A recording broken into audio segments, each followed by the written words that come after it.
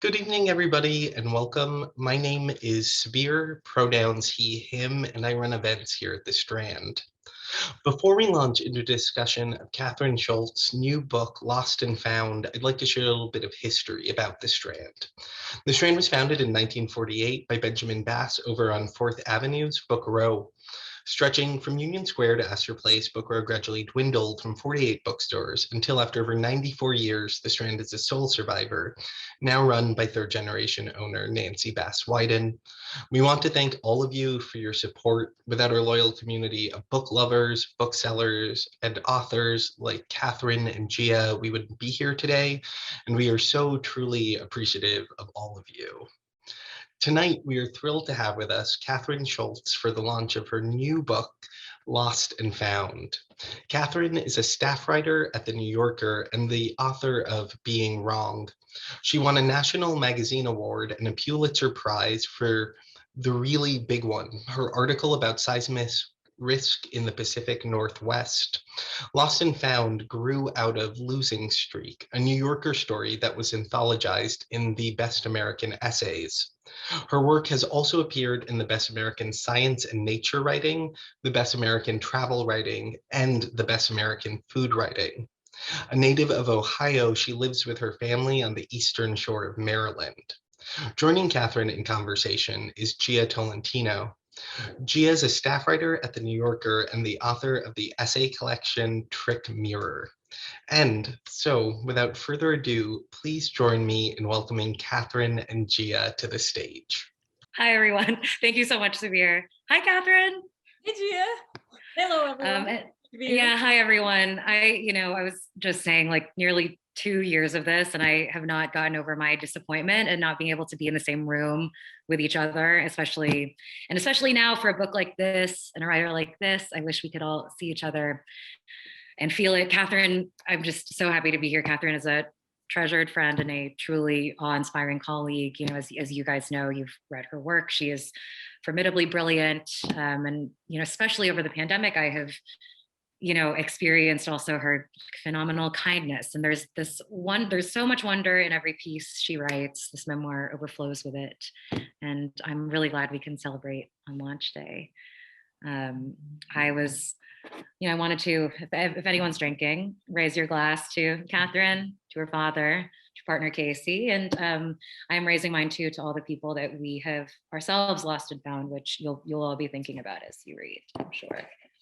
Oh, gosh, Jia, thank you. That's so beautiful, and I'm so happy to be here with you, and I'm incredibly touched by the toast to my father and to Casey as well.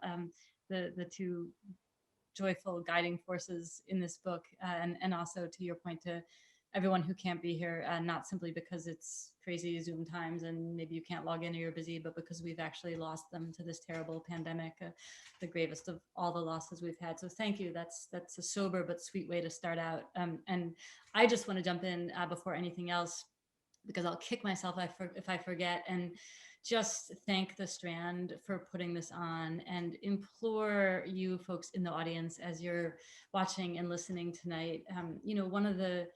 One of the really tough things about this pandemic is we're not all getting to sit together, and I'm not getting to, see you and mingle with you afterward, but also you didn't walk into a bookstore and you're not browsing and you don't pick up a book as you walk past it and think, I've been meaning to read that. And I beg of you, these stores, they're supporting this event and making it possible. They support our careers and our communities, and they're so crucial. And I don't feel strongly that you should buy my book, but please buy some book from the Strand tonight. It would really mean the world to them and frankly to me. So that's my moralizing pitch, and now I'm done.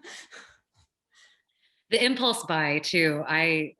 It's so hard to impulse buy a book on the internet, or like without a physical bookstore. So I also encourage everyone to replicate that looks good. I'm not even going to inquire further. I'm going to buy it. That's like my favorite kind of book purchase. So I wanted to start by talking about, Sabir touched on it, the genesis of the book. It came out of an essay for the New Yorker. And that essay, begins with you going on this epic run of losing possessions, right? Like extending to a friend's pickup truck, right? And then it moves into the loss, as you call it, as you sort of, as the word best frames it, of your father. And so I wanted, how did it turn into a book about finding? And also, more properly, this book is about loss, it's about finding, but it's really, it's a memoir about care and cherishing and love above all, right? Yeah, beautifully put. I wish you'd been on the radio in my stead earlier today. Yeah, it's funny how that essay turned into this book, kind of in a roundabout way. I actually had no real intention of turning it into a book, and in fact, after it was published, a couple of people said, "Oh, would you ever want to write more about your dad or turn that into a book-length work?" And I just over and over said no. I didn't. I had no real interest in writing at greater length about loss and grief. And then, if you'll read the book, there's this section in it where I talk about how there was this era of our life when my partner and I were just like constantly in the car on road trips, which frankly feels like a million years ago now, between the pandemic and the fact that we have a very small baby who would not tolerate 15 hours in the car at a stretch. But anyway, we used to be on these long road trips, and we were in the absolute middle of nowhere, Alabama. It was the middle of the night. And for some reason we were talking about that essay, and she asked if I would ever, if I was really certain I didn't want to turn it into a book. And I said my thing, like, no, I don't want to just think about grief and loss. And she said, well, what if you also thought about like joy and discovery and finding things? And of course, the most incredible thing I've ever found was her. So right away, I had that moment of like, oh, I actually could write the kind of mirror image of what I already wrote. I could write an exploration of discovery that was grounded in this love story, the way that this other exploration of loss was grounded in losing my dad. But I still wasn't like, I have to write this book, until she, like, kind of by chance or jokingly said, oh yeah, you could call it Lost and Found. And, the brain at like 2 a.m. in Nowheresville, Alabama is a really interesting thing, because I swear to you, like, all I heard was the and. I had a moment, I met Casey before my father died, and I married her after he died. And so it all happened in a pretty compressed time period. So I had the experience of reckoning with a lot of joy and a lot of grief at the same time, and thinking a lot about, like, that is kind of the like adult condition, right? Like life involves experiencing a lot of things at once and feeling a lot of things at once. And so I like latched onto the and kind of right away was like, it's not a diptych, it's a triptych. And actually, I very much want to write that book. Right. And it's, the third section, the first section is lost, the second section is found, the third section is and that's not like a device. It's not like I'm, it's really, really central. It's where the thesis of the book comes to roost, right? That not only like is life, all these things together, but that, like that these things are inextricably intertwined, right? Like not to bring it down yet again, but it's like like every life is a story of losing, every like love is tied to loss, and, the tenuousness of our existence is what makes it so beautiful, and, all of that. Well, it's funny, I love that original essay, because I very much share the talent for losing that you write, that your father had, your sister has, but normally you do not, right? Like I was thinking, like a few days before I went off to write my first New Yorker story, I went to a music festival in Gulf Shores, Alabama. I lost my phone, my ID, my credit cards, and my voice. The day after that, I had jury duty in downtown Brooklyn. And 2 days after that, I was supposed to fly to LA to profile Gloria Allred. And I had no phone, ID, voice. And I, and just as I was writing out questions for you, a couple of weeks ago, I left to go to Target to go buy like a pie tin, and realized I had left my wallet somewhere. And I was sunk back again into this, just about the dumbest stuff, like losing the most trivial things. But I never feel more like the scum of the earth, like the dumbest person in the world. There's something like just numb and mute and like totally paralyzed by self-loathing when I lose. And these things are so minor. But I thought about like I was reading something simultaneously when I was rereading your book, when you write that losses can be shocking, not because they defy reality, but because they reveal it. They reveal our powerlessness, our idiocy, are the central sort of entropic disorder of being alive.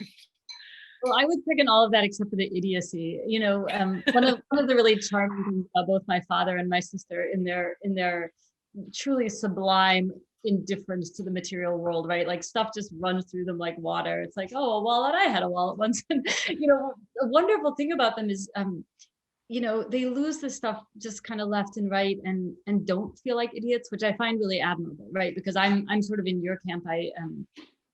And quite the opposite of my father and sister. I tend towards like over organization and low level obsession. I'm sitting in front of a bookshelf that's like, Library of Congress level organized. Like that's just how I operate. And so I'm genre and then alphabet, right? Yeah, exactly. Right. Gotta be. Micro alphabet, right. Yeah.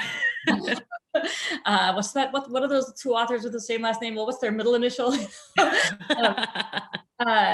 So, I am kind of put out when I lose everyday objects in that way. And my father and sister really aren't. And I find it truly inspiring because, of course, it's not idiocy, right? Like no one's an idiot for losing a thing. We feel like someone in the moment sometimes, but, you're right that, and this is part of what was interesting to me in exploring loss as this kind of a larger category where these really weird things cohabit, like our wallets and our fathers and your voice in the 2016 election and whatever.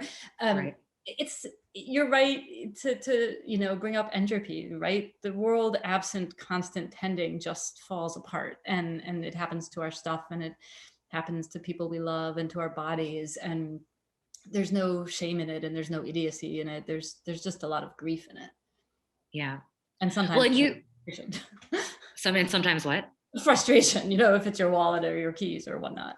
Well, right. And one of the things that is frustrating about loss, and there's a way that this applies specifically to grief. Like I have this and I can feel this tendency when I lose things. I'm like, okay, like make this into a lesson, or whatever.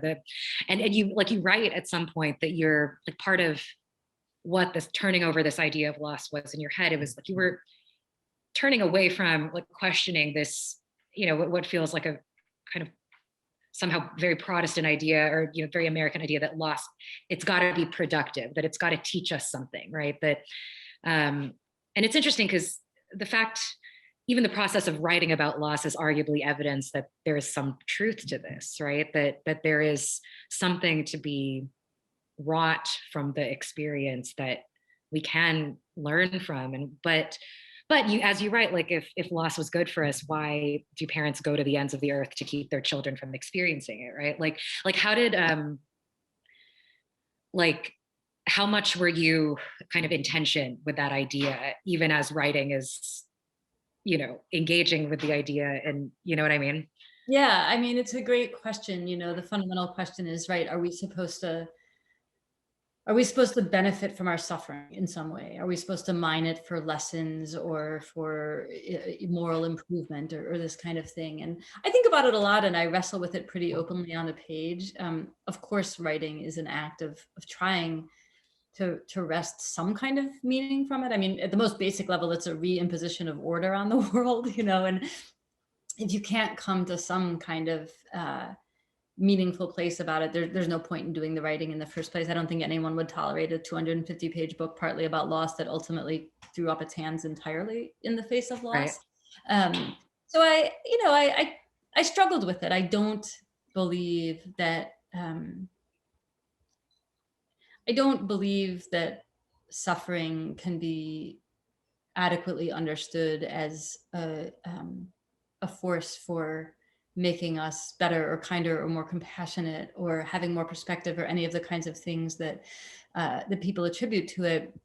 At the same time, I'm very reluctant to write that off entirely. Those are words you would never want to speak to someone in the midst of their suffering. They're incredibly uncaring, and at the extreme, they're irrational, right? I mean, I bring up the example of my grandmother, my paternal grandmother, who lost, 14 out of 15 of her family members in Auschwitz.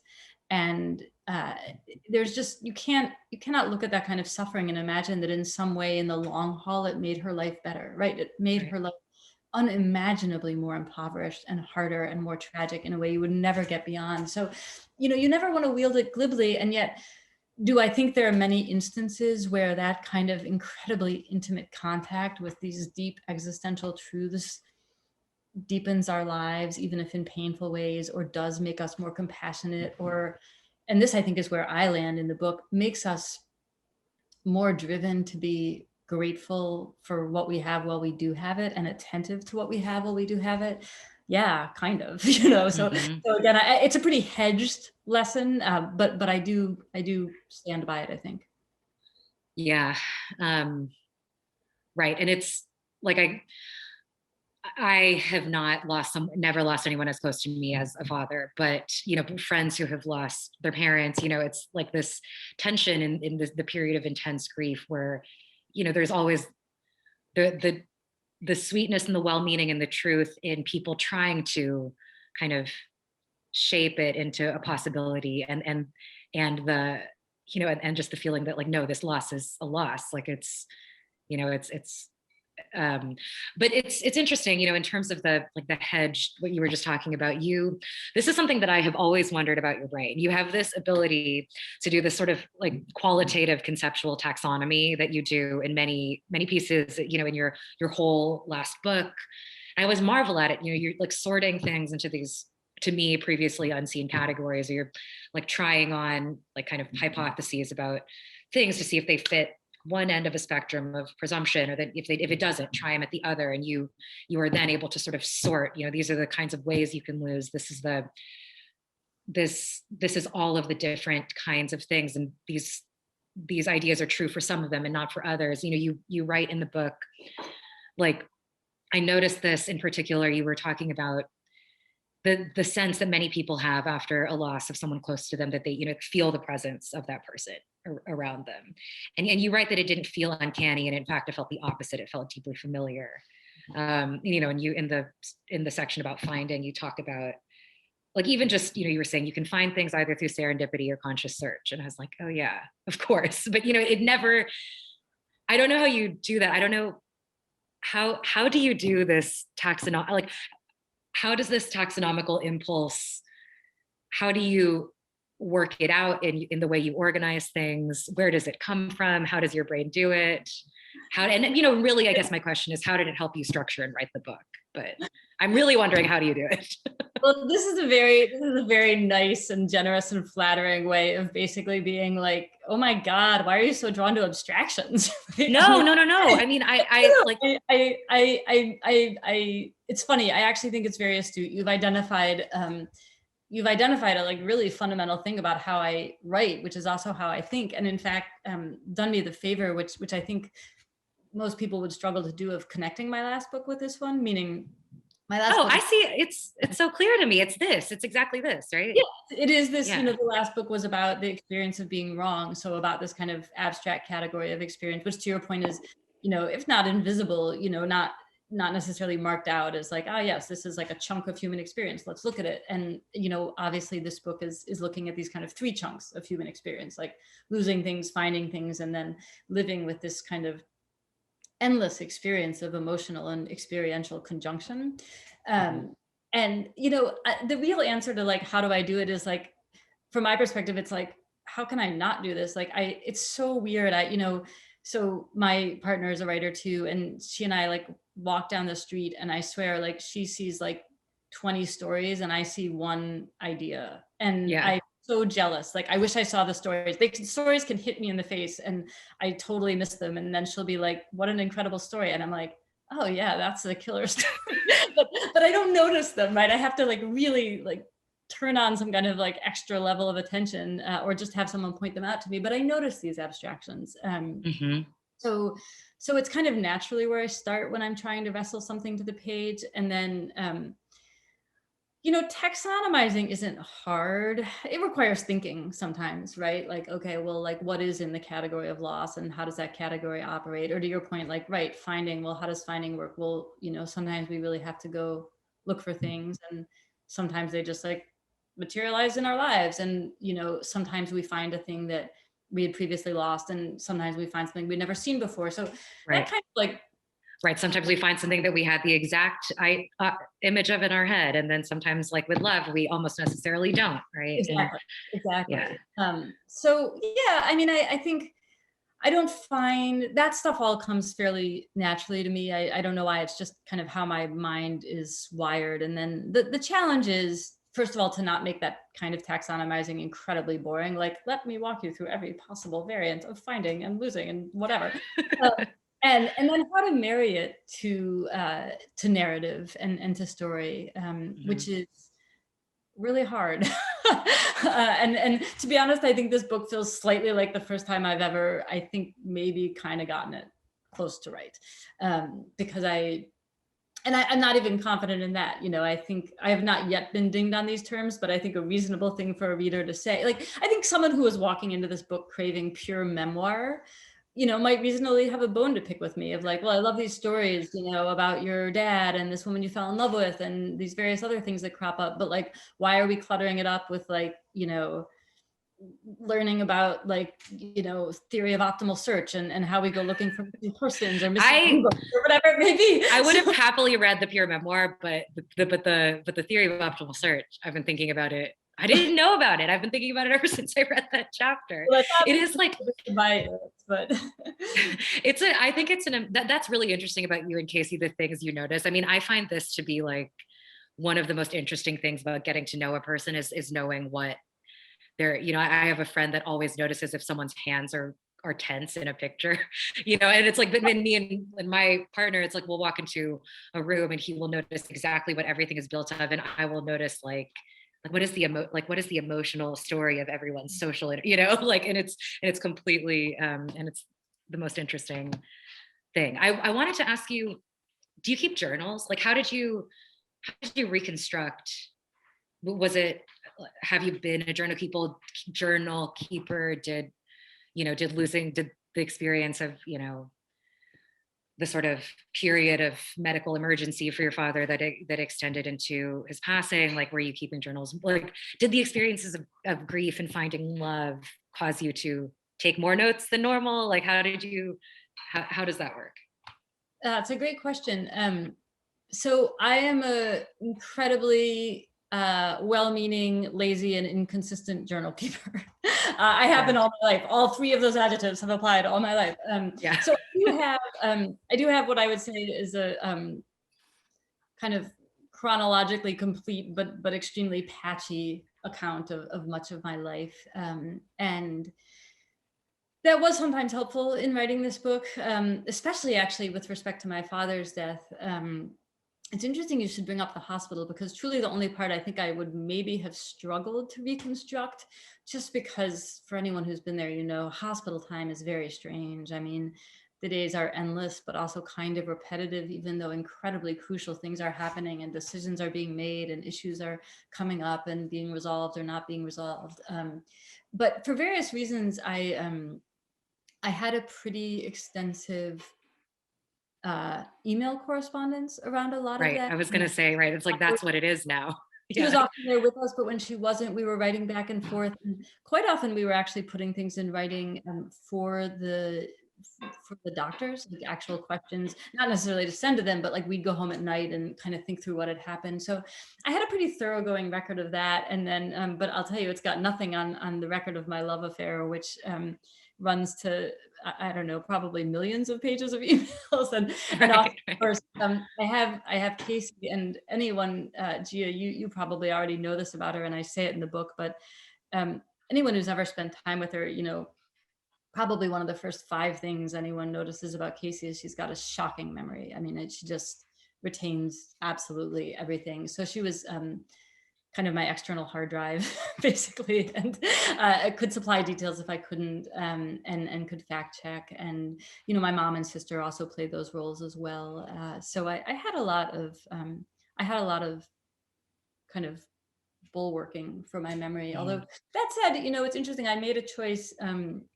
A very careful reader might notice that there's probably like 3 direct lines of dialogue in this entire book. Right. And in every case where I actually deploy quotation marks, it's literally because I can tell you where they came from, and I know that they're an exact quote. It's not generous or fair, but I do have a low level allergy to the like wholesale reconstruction of lengthy conversations and memoirs where I'm like, do you run a tape recorder all the time? Like, also, it's our brains are so, like, the fact checking process has now, I feel, probably just been drilled into. Sure. Like, yeah. It's like I'm just having to like show my sources. So yeah.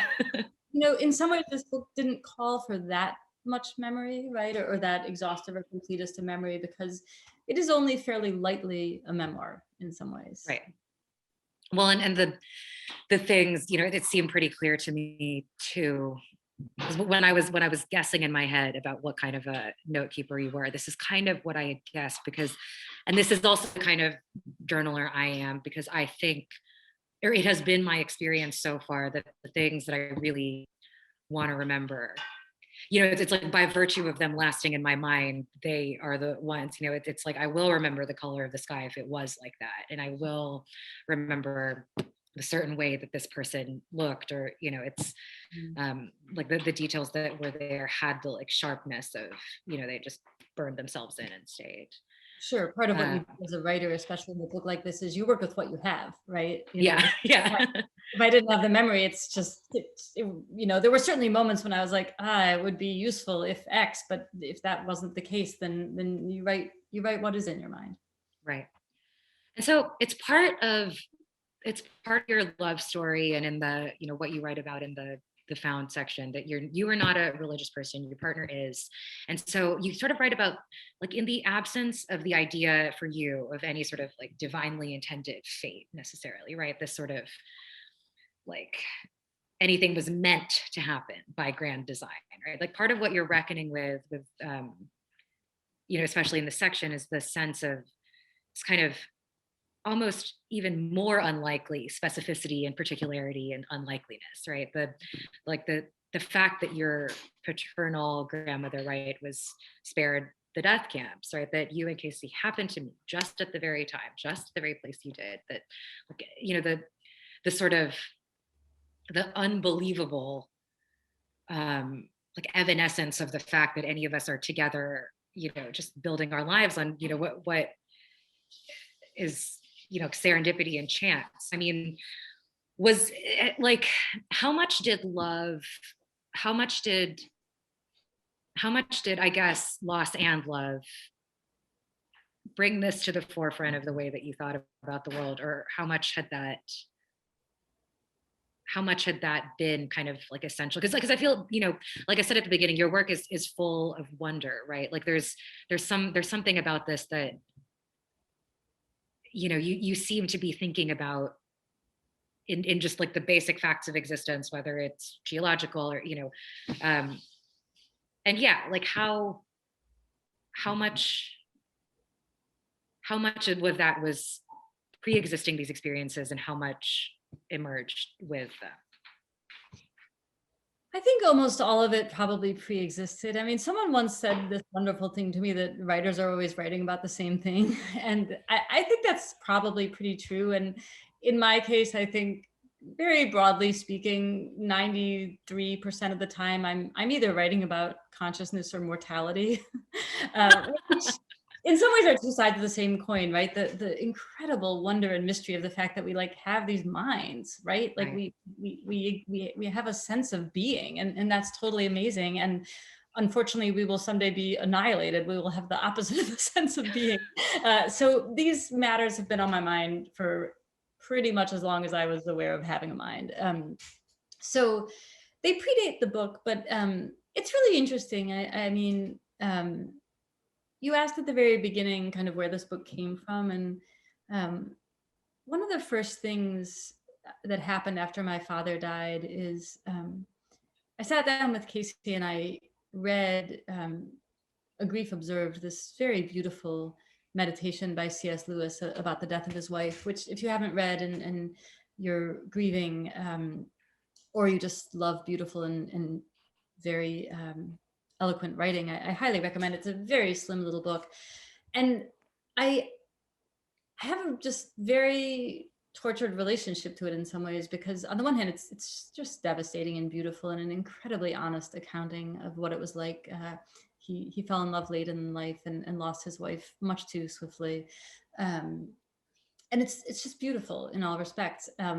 But it's also the whole thing. He's marginally wrestling with grief and really wrestling with God, right? I mean, Right. his fundamental conundrum is, it's the theodicy. It's how can I square my belief in a fundamentally good God with this terrible, terrible thing that happened to me. And specifically, right? But sorry, the part that I can't, because I read that book a long time ago. It's that he thinks, like, almost radically, like there his wife does not exist Yeah. anymore, right? Like he's wrestling with his sense that, it's not that she's there to be met again in the Waiting same for exact him form. in It some- is, which is, right. wild for that paradigm. Yeah. Yeah, But I mean, yeah, as you were saying. and also not, right? I mean, a thing Right. I really admire about C.S. Lewis is he's an incredible theologian, and Right. he knows full well, actually, there's no promise of a heaven or a reunion in scripture. There's Right. a lot built up around that hope, but it's never promised to him, and he doesn't, frankly, believe in it. And it was a really interesting book for me to read, because this was long before I thought I was going to write this book, but I did think, I feel that there is a kind of gap in the sort of great global reckoning with grief, which is like, where's the secular version, right? I mean, there's plenty of secular grief memoirs, but right, what kind of, if your cosmology does not have as its ground floor an omniscient and benevolent God, then what do you do with loss? And for that matter, what do you do with joy, right? Like, why does it exist? Why does it come into our lives? So, the book did come from that place in some ways. And there's no question, and I appreciate you recognizing it in the book, that yes, it's a memoir. Yes, it's a love story. Yes, it's about grieving my father. Yes, it's about these abstract categories. But I think at the very deepest level, this is me trying to express my absolute awe at the universe, and yes, my love affair with Casey, but also my love affair with existing, and my great grief on the fact that will end someday. Yeah, that part really, one of the most affecting parts for me is when you're in the thick of your own grief, and you realize that your own loss, as you say, is nothing compared to the loss, for your father. All of it ceased to exist, and then, like, that coming into relief for you is so. And it's not something. It's not like it's not really something that I had thought about in that way, and I was thinking, because to me, this isn't what I would say that your work is about. What did you say? Consciousness and mortality. I would, but it's funny. I'm going to be thinking about all of your work through those lenses now. I often think of your work as having to do with scale too, that it's like, there's a good part of it that, it's like that you seem kind of in search of ways to understand, like, the smallest details of, of a landscape or the everyday against the sort of like dizzying fact of our, I guess this is back to mortality and consciousness, or like our sort of transience in the cosmos and in geological time, right? And scale is part of this book too. It's like, you're literally putting these experiences, losing your father and finding love, into perspective, right? But I found it really interesting, because normally we're putting something into perspective means to sort of to helpfully diminish it against the great backdrop of the world. You are kind of what you're after, it seemed to me, is something else. It's sort of in the Crossing Brooklyn Ferry version, where the minuteness is actually an enlargement, right? Like, there's this, and it's this, and I guess that's part of the memoir project. It's interesting. I think about your work as being so much about scale. You're absolutely right. No, that's totally fair. I think, in fact, I should probably revise my own narrative about myself. Yes, I'm obsessed with scale. I find it incredibly interesting. Now, I think that that's slightly related to consciousness and mortality, but I'm not going to try to parse that for everyone tonight, because it'll take me 7 minutes to think through it. But sure, I mean, look, it's actually, I guess it's related in a very specific sense, which is the universe is billions upon billions of years old, and we get like 70 or 80 if we're lucky, and it's also vast, right? Even like our planet is vast, our country is vast, let alone the kind of physical scale of the universe. So we get to experience this like incredibly tiny portion of it, and I do find a lot of awe and grief and fascination in that as well. So you're right. One of the things I'm constantly trying to do is square those scales and reckon with them. And I love what you just said. And I wish I'd thought about it earlier, that actually quite a beautiful way of thinking about memoir is that it's an effort to square the scale of the individual life with the scale of the world, right? And I think the best autobiographies and even biographies do that, right? Like they treat a human being as this kind of atomic unit of history and as a way to just see and experience a swath of the world, because all of us kind of trail along behind us the whole, history of where we're from and the forces that made us and so forth. But yeah, I mean, guilty as charged. I'm obsessed with scale. Well, how do you, it's funny. It's, I feel like we separately will end up talking about this for hours because but like I am also in a similar way. And like one thing that I did is sort of one of my like late night behaviors during the pandemic is like I'd get on the Wikipedia for like largest structures in the universe, and I would read about these like these mega black holes. I was just reading a book about the ocean last night, because I find it really existentially helpful to appreciate. I find that an experience of like a consciousness of transience and infinitesimal existence is really helps me engage with the everyday. Oh my God, I love this. Okay, now I'm gonna imagine you spending like all 2 years of the pandemic staring at like those beautiful like mega telescope pictures of the pillars of creation. Oh, of course I did. Are you kidding me? What else was I gonna do at night?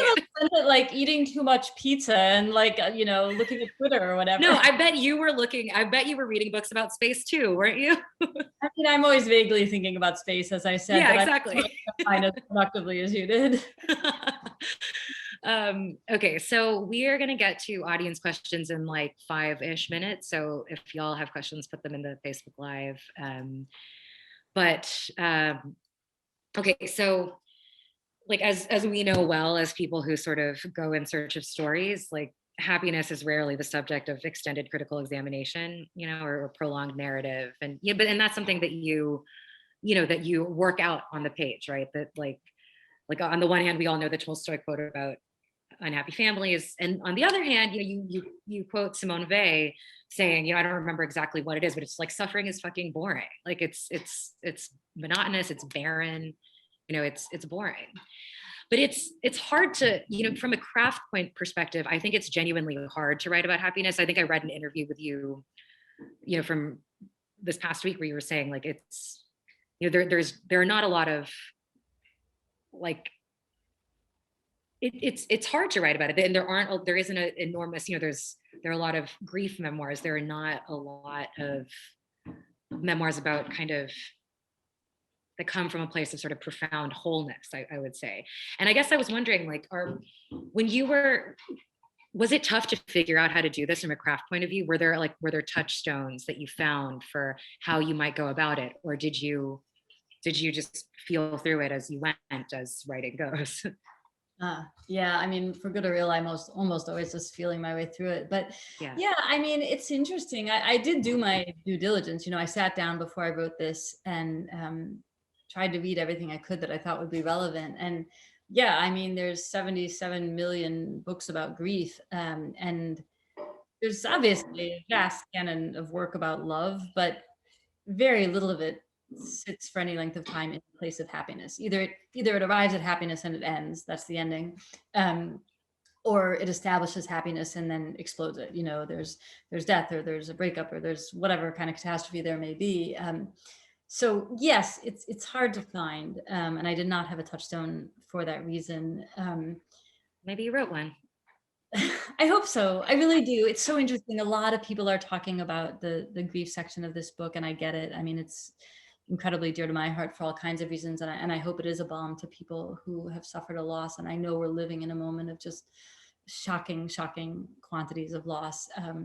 But I love the love story in this book, and I hope it is also received as that and a joy to people, and does give people a place to go when they've fallen in love, or someone they know has fallen in love, because it's wonderful to revel in a love story, which is how I felt writing it. I mean, I loved writing the found section. It was Jia, you know me well enough to know that I do not lightly say that I loved writing anything because I often find writing quite excruciating, but no, I loved writing found. It was wonderful. And did it present a craft problem? I mean, yeah, sure, right? I know what you mean, that like we rely on trauma You have and to drama. put a little something in there, right? Like it can't, like you Yeah, gotta, I guess, but then, and then again, that's what the and is about. That's what the and section is about, because yeah, it's never you know, purely, yeah. yes, exactly. And I guess my feeling was, the interesting thing about having a happy life, and I count myself unbelievably fortunate, and I'm grateful every day for all of the circumstances that conspired to give me a happy life, is that it makes it abundantly clear that even under the best imaginable circumstances, life actually provides plenty to be sad about, right? And Right. plenty to wrestle with and plenty to grieve. So I guess it felt to me entirely reasonable to have a very happy love story, an overwhelmingly happy love story that of course has stakes. Like, obviously it has stakes. The problem with falling madly in love with someone is you are Right. going to lose them, right? I mean, that's the intractable problem of loving anyone and anything. So to me, it just felt kind of obvious. Like, of course there's something to be said about this. I've never had more to say on a subject in some sense. Right. Well, and that specific thing that, to love someone is to, I mean, this used to terrify me in a slightly different way, but it's like, I think to love someone is to is to give them an opportunity to hurt you, is to give yourself an opportunity to hurt them, and it's to give both of you only increasing possible, or not possible, inevitable occasions for loss. And I think, and you write about that, right? It's like every love creates a future occasion for mourning, whether it is mourning in the midst of, like the way that you grieved your father, it's at the end of a successful and fulfilled and, unbelievably wonderful life surrounded by love and family, it's still loss. And, I even thought about it sometimes, like being pregnant during the pandemic and, thinking about climate change and whatever. And it's like that you have to, like, something that I had to kind of accept for myself, that the life that I was creating was also a death, and you write in the book about having had sort of like I think you describe it as a catastrophic what if machine that Yeah. had been part of your brain since childhood, that your gratitude and appreciation for just the legitimate magic of being alive kind of came coupled with, like, oh God, what if I lose it? What if I lose it right now? What if, how do I confront the fact that I will? I definitely will. And did writing about this, like, kind of very directly do anything about that what if machine, or did it just sort of allow you to look at it a little more clearly? Oh man, I wish it had. No, I mean, I don't know what to do about it. I do think real wisdom involves turning off the what if machine, which, to be clear, Yeah. like what I mean by that, it's like, as it happens, my partner just put our baby to bed and is presumably, like, in the other room, like reading a book or, doing whatever. She's watching this. And yet, like, give me 3 minutes and I could come up with like a million things that could have gone horribly wrong for her and the baby, and I'm just, it's regrettably, my imagination runs in the direction of catastrophe, and it operates at full throttle about the people I love kind of all the time. That's an exaggeration. I'm sane and normal and whatever, but with a little prod, right? If she's like 30 minutes late home and it's a dark, rainy, freezing night, yeah, sure, right? Car crashes on my mind all the time. I haven't turned it off, and I think wisdom lies in learning to, because I don't think we need to borrow trouble. As I said, I think the universe ultimately provides plenty of it, and it's my broad experience that it's not the things we worry about that come haunt us, right? It's almost always something else. So I don't advise living with perpetual anxiety about those you love. But on the other hand, I do think it's why I'm so acutely grateful and awed by the universe, and on some level they might be, I suppose that's why that's the end section, right? On some level they are. That's the end section. Yeah. Okay, last question before I go to y'all's question in the audience. So we both became parents, recently-ish. You more recently than me, but in this incredibly weird time of loss in conjunction with love and joy, right?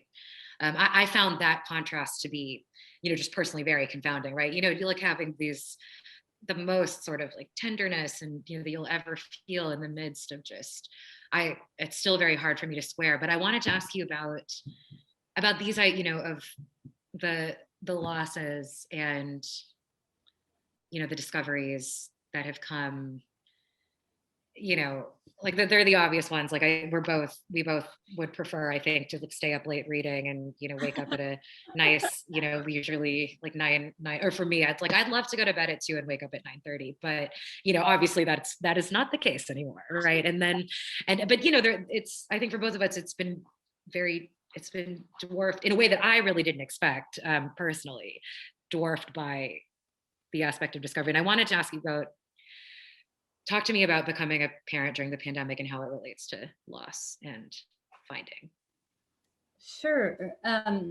Well, I'm happy to say it mostly relates to finding. I do experience it as just this steadily unfurling joy. Like you, I just derive daily, hourly amazement from my daughter and delight in her.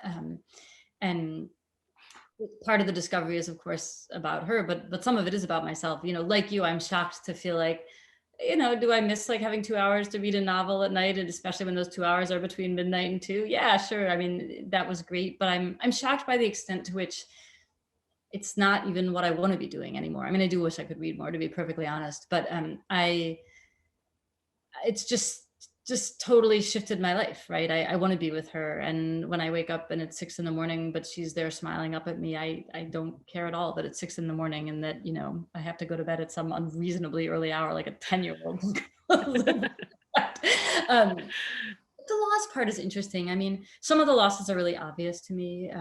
The truth is I feel by and large quite at peace at this point with my father's death, which isn't to say I don't miss him terribly, but I'll tell you, it was painful on multiple occasions to kind of confront the reality of he will never meet her and she will never know her grandfather. And of course we instill him into her life in all kinds of ways. And that is a source of joy to me, but that feels like a real loss.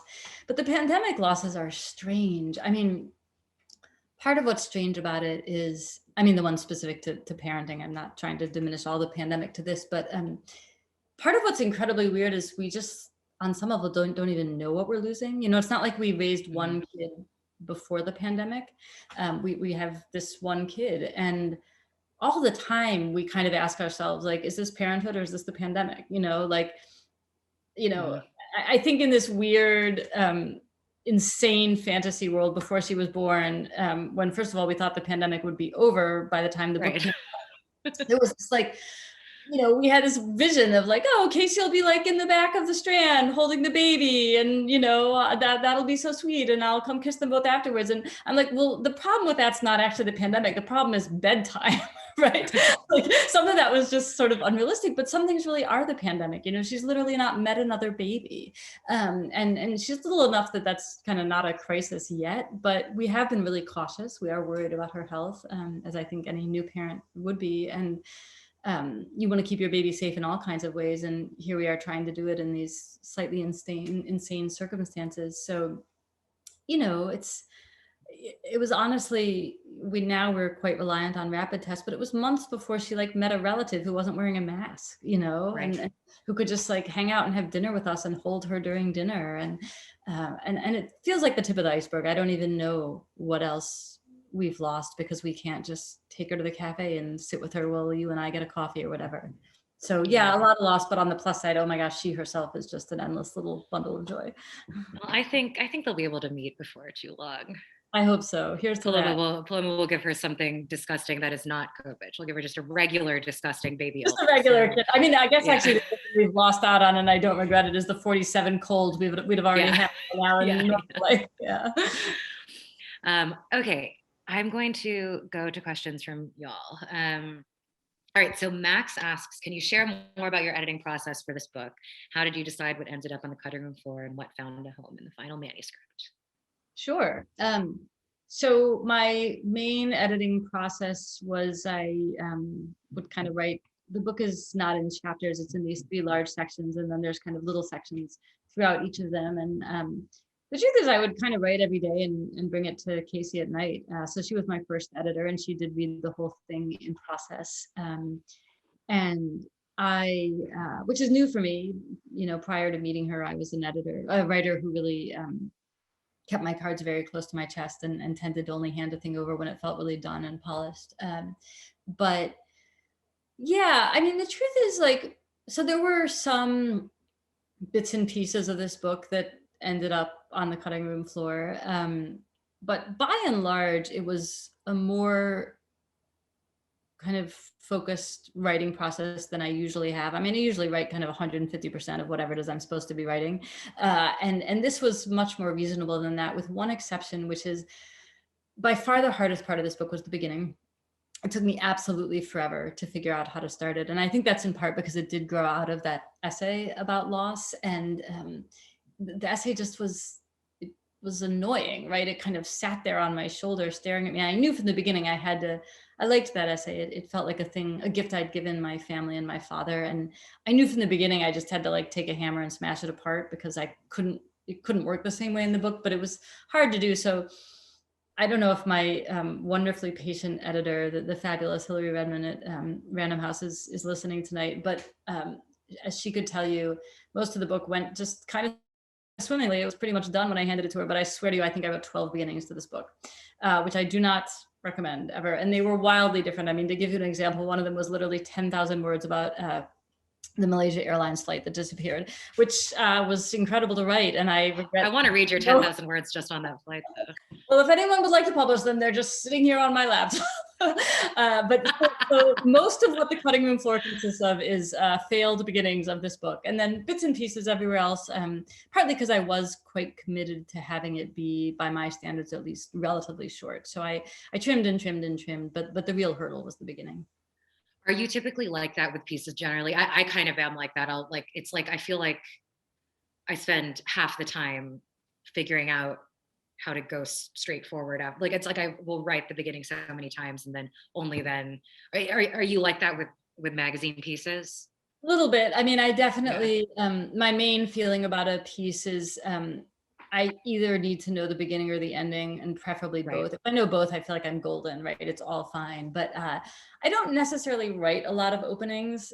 Although interestingly, the piece for which I'm best known, that piece about the massive seismic incredible opening Northwest. But guess what? That's not the original opening, and there was a very boring original opening. I think you told me that, and that's so funny because but it has to be the opening because it's the hands, right? Well, it took a while to get there, but yeah, I definitely these days for magazine length work, I pretty much won't write until I have a pretty clear sense of how it will begin and some confidence that it's the right beginning and will carry me through. So an anonymous attendee asks, how, if at all, did writing this book change how you write generally and what you anticipate focusing on in your writing going forward? That is a really interesting question. The shortest answer is I don't know. It's humbling to write, and it's interesting to write a whole new kind of thing, like a memoir, essentially. I don't anticipate that I will become a serial memoirist. On the other hand, I would never have anticipated this book. And there were things I really liked about the kind of liberty to just sort of explore my own mind in the context of the world. And there's certain liberating things about the voices you can use while you're doing that. But I don't know. That said, by the end of it, I miss reporting, to tell you the truth. I'm not a great reporter and I don't do a ton of it, and it doesn't come naturally to me. I have to really work at it, but I love doing it. And I, even more than that, love the kinds of pieces you can build out of good reporting. COVID and the baby are both complicating this, but ideally, I think I would like to get back to some more of that. I'm already back to some criticism. So I don't know, it's an interesting question of whether it will change the trajectory of my writing career or not. I'll get back to you in like 10 years, anonymous. Okay, so a question from Shira. I'm going to answer the first half because I know the answer. Did you think about the Elizabeth Bishop poem, The Art of Losing, when writing this? Mm-hmm. And Shira, when you read it, it's because that occupies a place pretty early, right? An iconic poem. But Shira asked, were there any other authors whose writing on grief especially influenced you when writing the book? Mm-hmm. Yeah, I'm glad you brought up Elizabeth Bishop. Yes, she's very much in the book. Interestingly, not only for one art, her incredibly beautiful and subtle poem about grief and loss that, much like this book, tries to think its way through the category of loss and get all the way from trivial losses like keys and wedding rings, all the way through to the loss of someone you love. So yes, arguably all of Lost is a kind of meditation on what on earth Elizabeth Bishop was up to, and is she right, and do I agree with her? The poem was brilliant. I certainly agree with that. But it's interesting when you ask about other influential writers.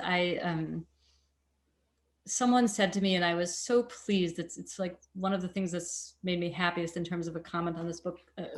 One reader said to me, "Oh, it's like a covert poetry anthology," which just thrilled me, because I think that's kind of true. There's a lot of poetry in this book. There's Elizabeth Bishop. There's Philip Larkin. There's Robert Frost. I mean, there's a lot, and I think that's not by accident that I kept turning to poets. You know, it's not that other writers don't appear. C.S. Lewis appears, James Baldwin appears. There's a lot of touchstone figures in it for me, but poetry does very beautiful things with love and loss. You know, it might be unrivaled in those domains, and so it felt richest to me to mine those in some ways.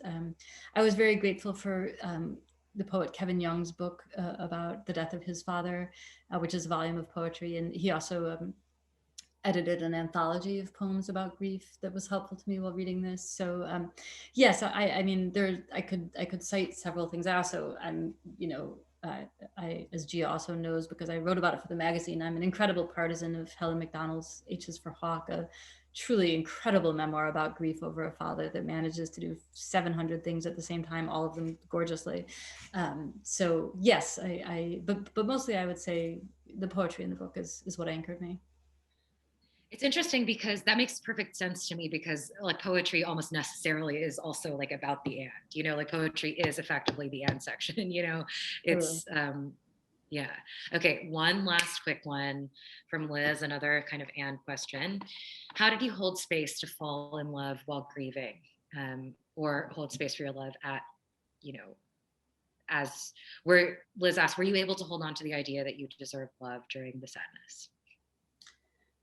Yes, which I think is partly a testament to my parents, who I think if there's anything I hope to emulate in raising my own child, my parents somehow truly raised me with a genuinely unconditional love, the sense that they loved me because they loved me, you know, not because of something I did, not because of a grade I got at school, not because of a sport I excelled at, which thank goodness, because I never excelled at a sport.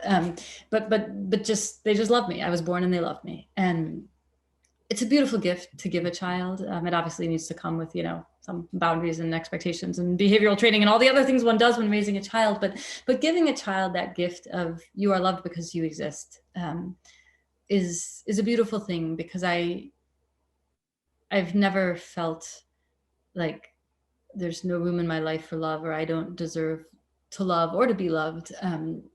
And in fact, the love of Casey was unbelievably anchoring and crucial after my father died. I mean, there was a ghost me who had not met Casey before my father died, and I know what happened to her, and it's not pretty. You know, I think if I had not started to form a family of my own and truly did just have this profound love for my family of origin anchoring me, and then had kind of one hugely central rung of it kicked out when my father died, I think it's probably part of why I respond so strongly to Helen Macdonald's memoir. I think like her, I would have just been kind of blown off the face of the planet for a while. And it was a great gift to have this anchoring love from Casey, and to, I think above all, to be able to picture a future. You know, the beautiful thing about falling in love is suddenly you do have this really rich and detailed and exciting future. And the difficult thing about losing someone is it takes away the future as you envision it. So it was tremendously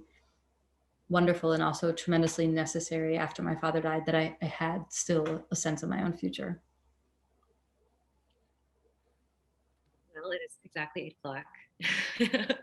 On that great note. Yeah, no, I mean, that's a beautiful note to end on. And Kathryn, cheers. Happy book release day. Well, thank you.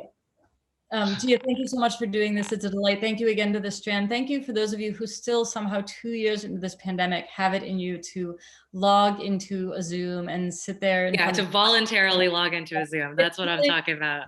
Incredible to me. I mean, I'm looking at the number on the bottom of the screen, and I'm I'm authentically touched. I cannot believe you make time for it, and it means the world. And I'm very grateful. And whether or not you enjoyed the book, I hope you enjoyed the evening and you feel like you gave up your Tuesday for a good cause. And Jia, making it so enjoyable.